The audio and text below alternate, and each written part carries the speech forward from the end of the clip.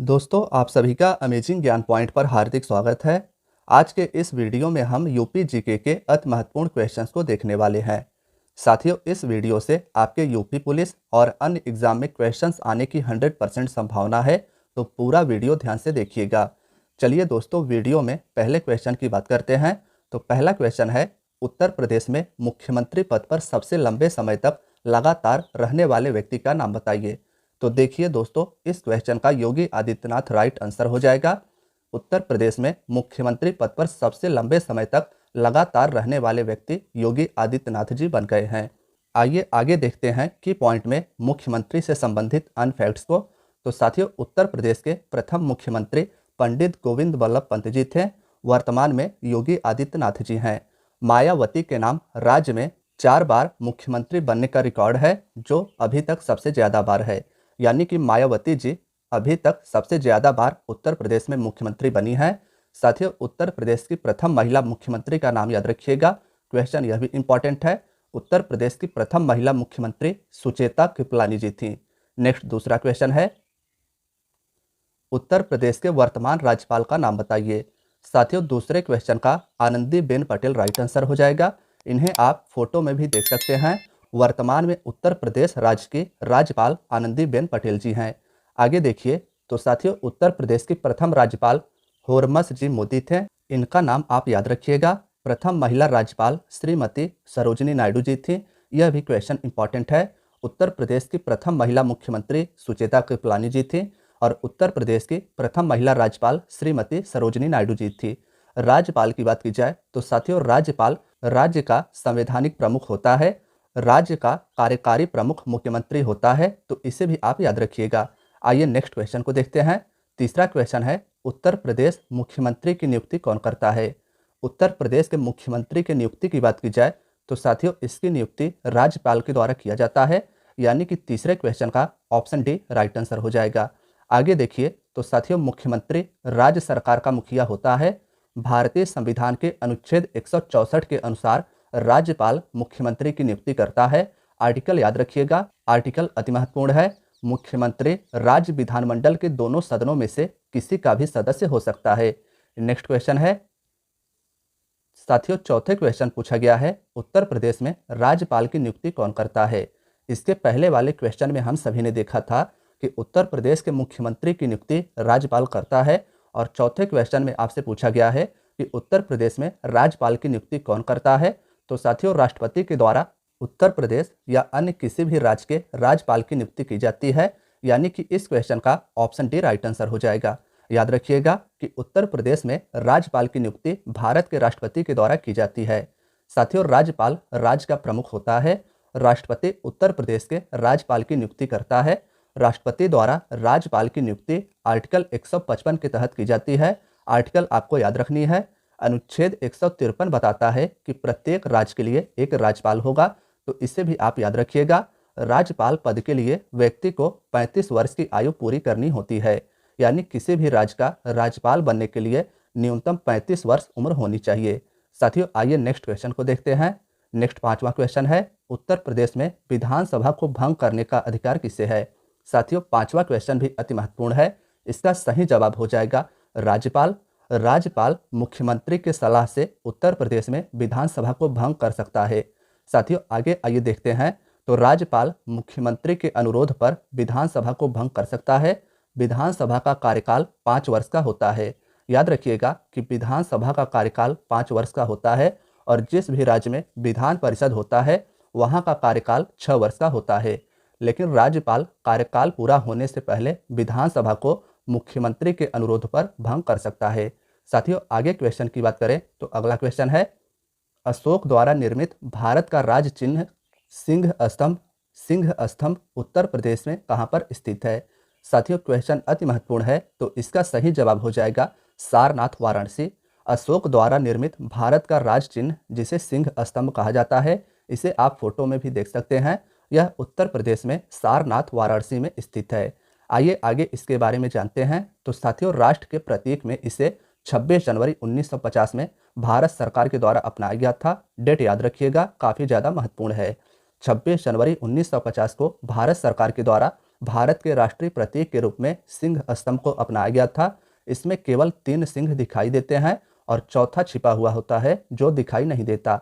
तो क्वेश्चन जब बनेगा तो आपसे यह पूछा जाएगा कि भारत के राष्ट्रीय प्रतीक में कितने सिंह होते हैं, तो 4 आपको याद रखना है। साथियों, मुंडक उपनिषद से सत्यमेव जयते लिया गया है, जिसका अर्थ है सत्य की ही जीत होती है। देवनागरी लिपि में शीर्ष फलक के नीचे अंकित है सत्यमेव जयते शब्द, जिसे आप सभी फोटो में देख सकते हैं। यह शब्द मुंडक उपनिषद से लिया गया है। साथियों, आइए नेक्स्ट क्वेश्चन को देखते हैं। नेक्स्ट 7वां क्वेश्चन है, उत्तर प्रदेश का कौन सा लोक नृत्य गुजरात के डांडिया नृत्य जैसा है? साथियों, 7वें क्वेश्चन का पाई डंडा राइट आंसर हो जाएगा, यानी कि 7वें क्वेश्चन का ऑप्शन डी आप सभी को याद रखना है। पाई डंडा की बात की जाए तो दोस्तों, पाई डंडा बुंदेलखंड के अहीरों द्वारा प्रस्तुत किया जाता है। याद रखिएगा कि पाई डंडा नृत्य को बुंदेलखंड के अहीरों द्वारा प्रस्तुत किया जाता है। इसमें नर्तक भगवान कृष्ण का भेष बनाकर ग्वालों के संग डंडे लड़ाकर नाचते हैं। नेक्स्ट क्वेश्चन है, प्रथम स्वतंत्रता संग्राम कब आरंभ हुआ था? साथियों, 8वें क्वेश्चन का ऑप्शन डी 1857 इसका राइट आंसर हो जाएगा। क्वेश्चन इसलिए इंपॉर्टेंट है कि प्रथम स्वतंत्रता संग्राम उत्तर प्रदेश से शुरू हुई थी। साथियों, प्रथम स्वतंत्रता संग्राम 10 मई 1857 को उत्तर प्रदेश के मेरठ शहर में ब्रिटिश ईस्ट इंडिया कंपनी के सिपाहियों के विद्रोह के रूप में शुरू हुआ था, जो भारतीय सिपाही थे। याद रखिएगा कि प्रथम स्वतंत्रता संग्राम 10 मई 1857 को उत्तर प्रदेश के मेरठ शहर से शुरू हुआ था। 1857 के क्रांति के समय भारत का गवर्नर जनरल कैनिंग था। तो गवर्नर जनरल का भी नाम याद रखिएगा, कई एग्जाम में यह क्वेश्चन पूछा जा चुका है। साथियों, अगला 9वां क्वेश्चन है, उत्तर प्रदेश में काकोरी षड्यंत्र कांड कब हुआ था? क्वेश्चन अति महत्वपूर्ण है। तो साथियों, इसका सही जवाब 9 अगस्त 1925 हो जाएगा, यानी कि 9वें क्वेश्चन का ऑप्शन डी आप सभी को याद रखना है। साथियों, काकोरी षड्यंत्र कांड की बात की जाए तो 9 अगस्त 1925 को 10 व्यक्तियों ने सहारनपुर से लखनऊ की ओर जा रही 8 डाउन ट्रेन से रेल विभाग का खजाना काकोरी नामक स्थान पर लूट लिया था। ट्रेन कहां से कहां तक जा रही थी? तो सहारनपुर से लखनऊ की ओर 8 डाउन ट्रेन 9 अगस्त 1925 को जा रही थी और काकोरी नामक स्थान पर इसे लूट लिया गया। साथियों, यह जो काकोरी नामक स्थान पर ट्रेन को लूटा गया था, इसे ही काकोरी कांड नाम दिया गया। इसे लूटने वाले व्यक्ति अति महत्वपूर्ण है, राम प्रसाद बिस्मिल, राजेंद्र लाहिड़ी, रोशन सिंह, अशफाक उल्ला खान और सचिन सान्याल। इन सभी व्यक्तियों के द्वारा काकोरी षड्यंत्र केस में ट्रेन को लूटा गया था। आइए आगे देखते हैं। साथियों, आगे 10वां क्वेश्चन है, उत्तर प्रदेश में खानवा का प्रसिद्ध युद्ध कब हुआ था?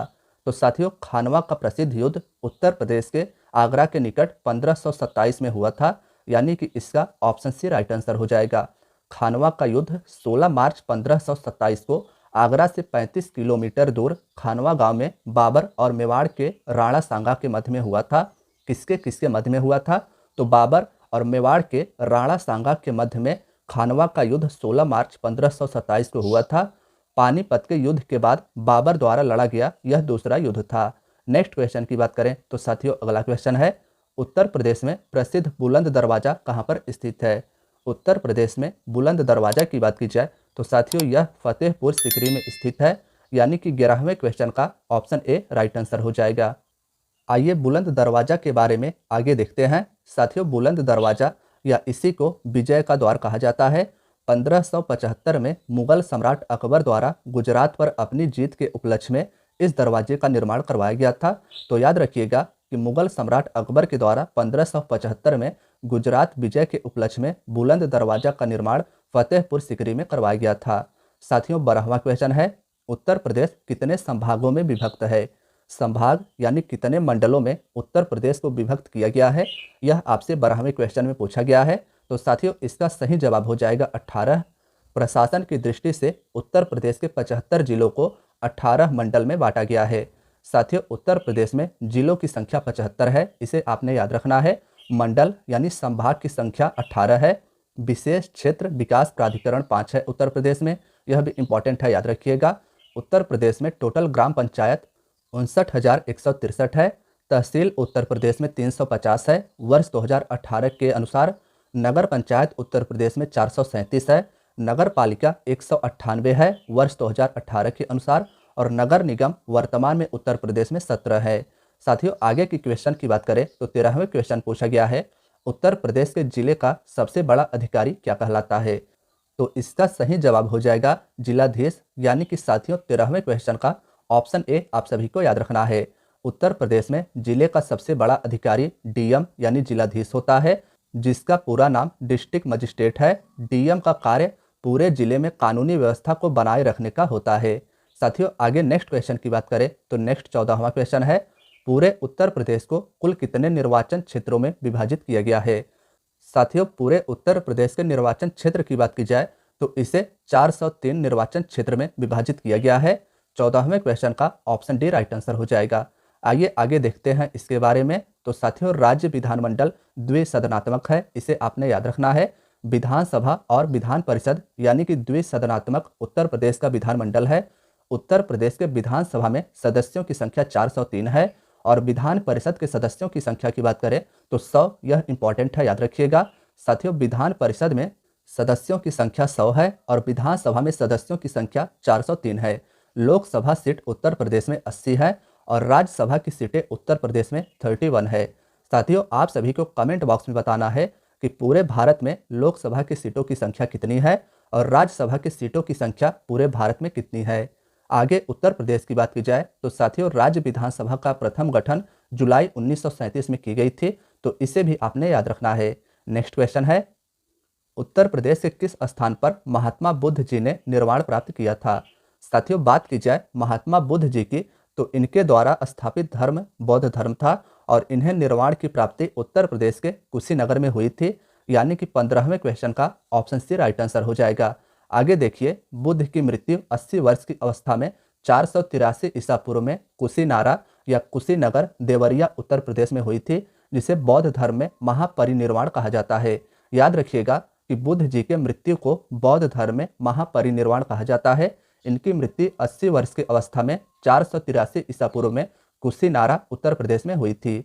नेक्स्ट 16वां क्वेश्चन है, प्रसिद्ध दशावतार मंदिर उत्तर प्रदेश में कहां पर स्थित है? साथियों 16वें क्वेश्चन का ऑप्शन ए देवगढ़ ललितपुर इसका सही जवाब हो जाएगा। तो याद रखिएगा कि उत्तर प्रदेश में प्रसिद्ध दशावतार मंदिर देवगढ़ में स्थित है। दशावतार मंदिर उत्तर प्रदेश के जिला ललितपुर के देवगढ़ में स्थित है और यह मंदिर भगवान विष्णु को समर्पित है, तो इसे भी आपने याद रखना है। नेक्स्ट क्वेश्चन है, उत्तर प्रदेश का छोलिया नृत्य किस जाति से प्रचलित है? साथियों क्वेश्चन अति महत्वपूर्ण है। उत्तर प्रदेश का प्रचलित लोक नृत्य है छोलिया नृत्य और इसकी बात की जाए तो यह नृत्य प्रचलित है राजपूत जातियों से, यानी कि इस प्रश्न का ऑप्शन डी राइट आंसर हो जाएगा। आइए इसके बारे में जानते हैं।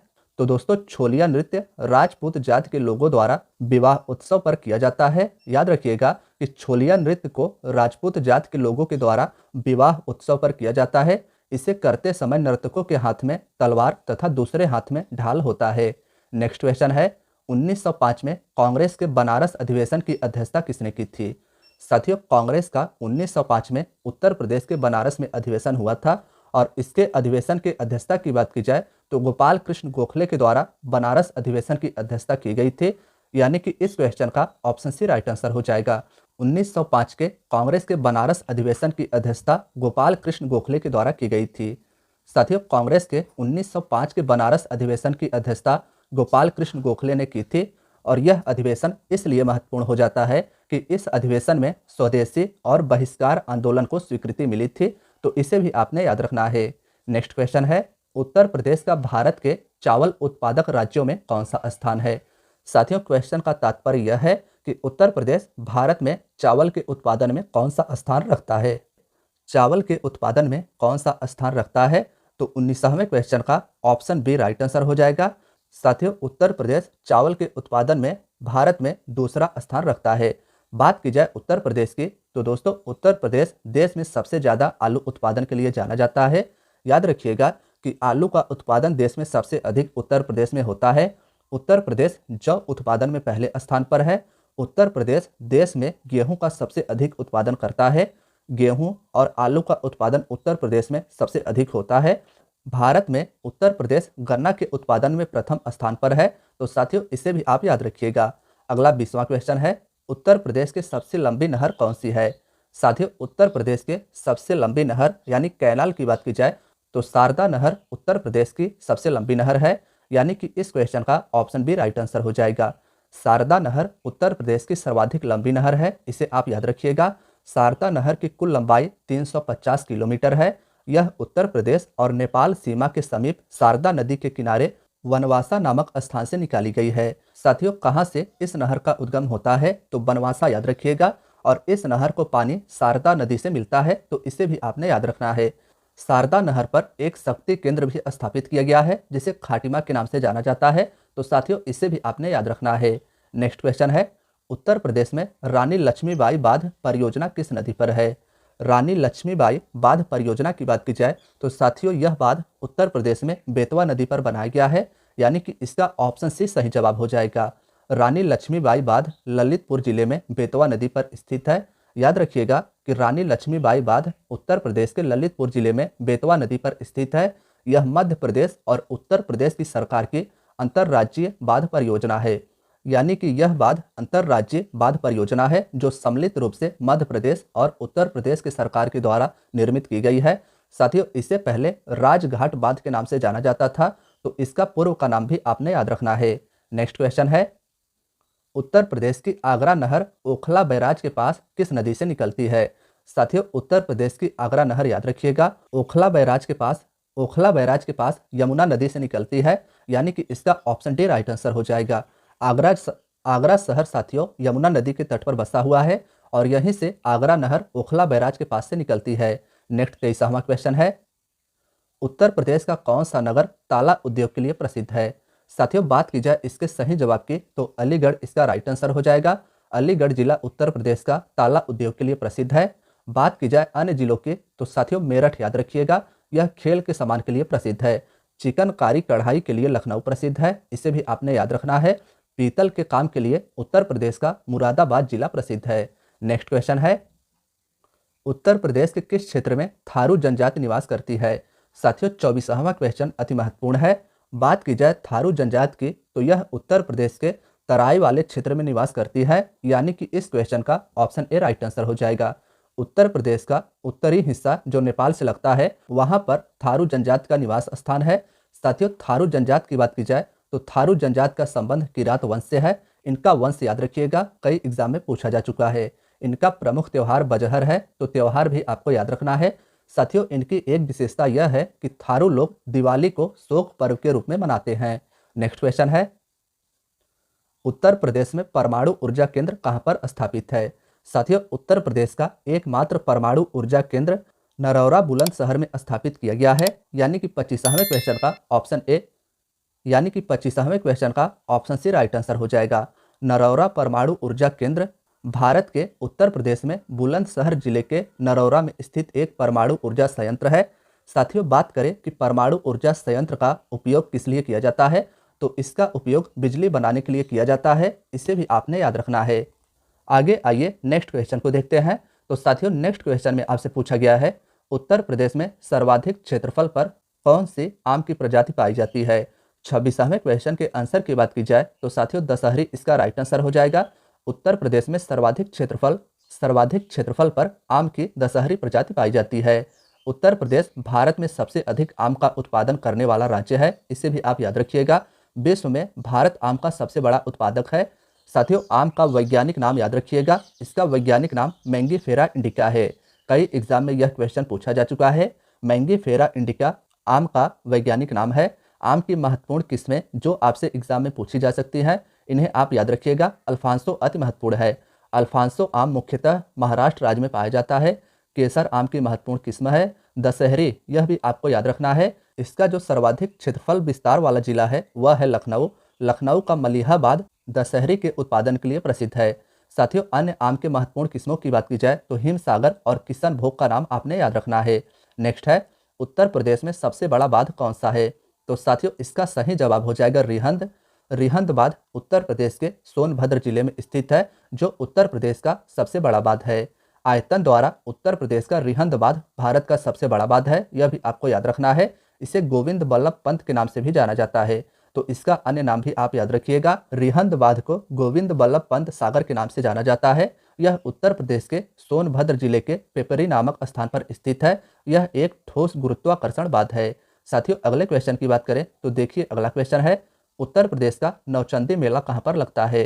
तो बात की जाए 28वें क्वेश्चन के आंसर की, तो मेरठ इसका सही जवाब हो जाएगा।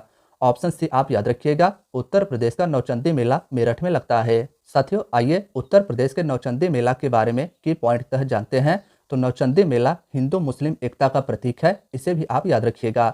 नेक्स्ट क्वेश्चन है, उत्तर प्रदेश की पूर्वी सीमा निम्नलिखित में से किससे मिलती है।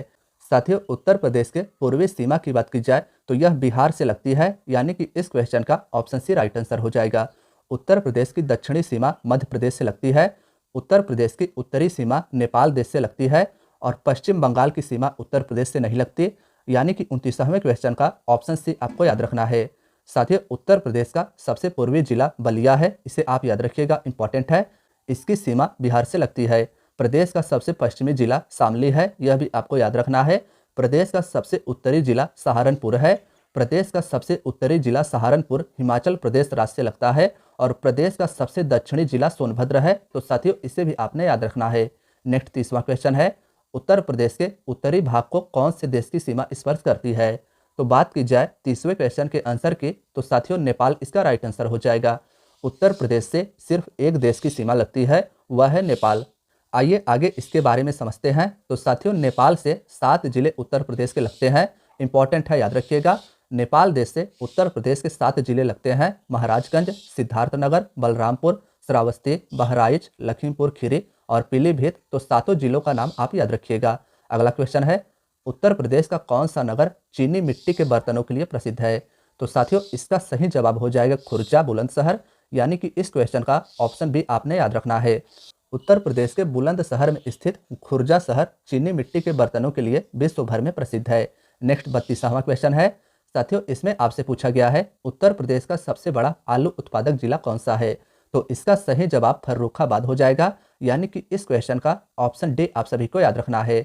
उत्तर प्रदेश में सबसे अधिक आलू का उत्पादन करने वाला जिला फर्रुखाबाद है। साथियों आइए आगे नेक्स्ट क्वेश्चन को देखते हैं। नेक्स्ट क्वेश्चन है, उत्तर प्रदेश के उच्च न्यायालय की खंडपीठ कहां पर स्थित है। साथियों उत्तर प्रदेश का उच्च न्यायालय उत्तर प्रदेश के प्रयागराज जिले में स्थित है और इसके खंडपीठ यानी बेंच की बात की जाए तो यह लखनऊ जिले में स्थित है, यानी कि इस क्वेश्चन का ऑप्शन बी राइट आंसर हो जाएगा। याद रखिएगा कि उत्तर प्रदेश का उच्च न्यायालय प्रयागराज में स्थित है और इसका बेंच उत्तर प्रदेश की राजधानी लखनऊ में स्थित है।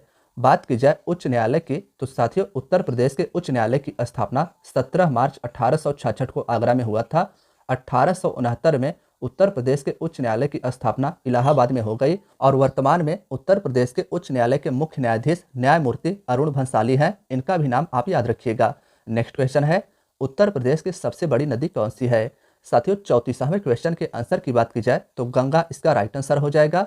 उत्तर प्रदेश की या भारत की सबसे लंबी नदी गंगा है। गंगा की जो टोटल लंबाई है वह है 2525 किलोमीटर, जिसे हम सभी आगे की पॉइंट के तहत जानेंगे।